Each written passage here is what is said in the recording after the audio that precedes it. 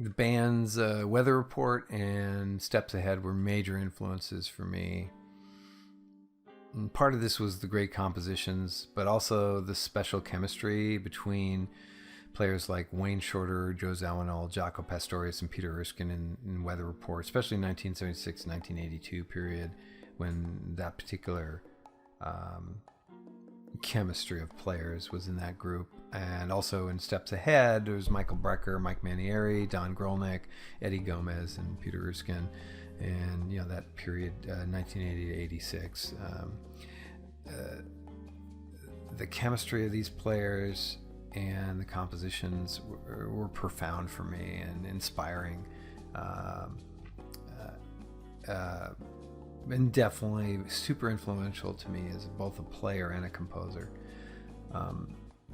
But just want to point out one thread of continuity between these two bands is Peter Erskine, who I had a pleasure working with on a couple of occasions, and man, what a force he is. And he probably would tell me to shut up for saying that I adore his playing, but I guess he'll just have to deal with that part. That it's just the simple fact that so many of us strive for this really high level of artistry, and we just appreciate his intensity and his focus and how he listens to everybody else in the group. And that's something that's just so amazing about who he is as a player.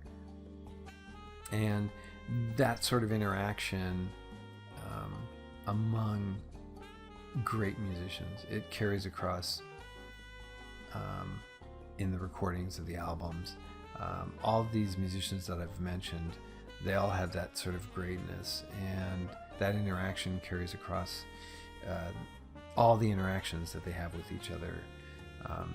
Their communication and their brilliance, it just radiates in so many of those albums from that really inspiring period in modern jazz for me.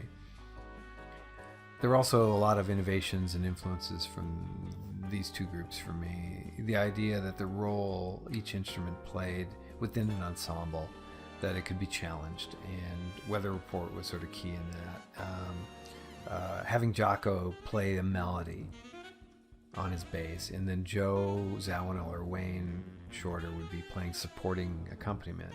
Sometimes those kinds of changes in roles were just genius sorts of things. And a lot of what was more traditionally done in jazz was like everybody would just play the tune, and then they would solo on the form of the tune, and then they'd play the tune at the end. And there was like, we call that sort of straight ahead kind of thing. But some of the Weather Report tunes are through compose, where it's just a continuous composition from beginning to end. There was lots of experimentations with form, experimentations with, there might be a tune, but then the solo section would be completely different kind of adventure. It would go in a completely different direction. So there's just a ton of different things like that were going on. Some of the innovations were in the recording process, blends of color using electronics, or sort of even creating a new instrument. Like Joe Zawinul created this instrument called the Pepe, which is like, it is a keyboard that could play samples that also, it looked a little bit like the shape of a wind instrument, like a saxophone, so to speak, but it also had a little tube where you could blow into it, so it was a breath controlled instrument. So you could do things like the way you attack notes, you could use your breath to sort of play into this instrument, and that would be what would trigger the starting of the notes and the ending of the notes. So you had to keep blowing into it like you would on a saxophone. It's super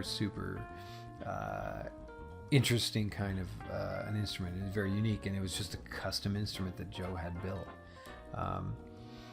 So sometimes it was things like that. Sometimes it was just virtuosic performances that each of the great musicians would do on these records. And all of these sort of explorations into music production, technology, form, they just pushed me to dig a little deeper in my own work. And it's something I'll always be grateful for what these people did as far as inspiring me. And specifically about the tune Manic, it starts with Andy Suzuki on tenor sax and Nick Manson on piano, freely playing this sort of, it's kind of a duet. It's just an introduction to kind of get everybody into the tune. And I think the reason I wanted to start with Andy and Nick on the piece is it's really similar to like that Wayne Shorter, Joe Zawinul Weather Report thing. Those two were the center. They were the founders of Weather Report, and they were the consistent thread with all the different versions of bands that Weather Report had over the decades.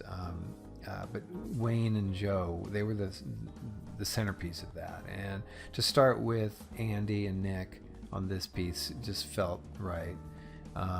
Another example of this one on the Steps Ahead side would be just Michael Brecker and Don Grolnick, another saxophone piano combination. Their relationship within Steps Ahead. There's just something about, I don't know if it had to do with their particular friendship, whether it was Wayne and Joe or Michael and Don, but there's just something about that resonated for me. And Andy and Nick kicking off this tune, it just feels right, and it's especially in an homage to these particular artists.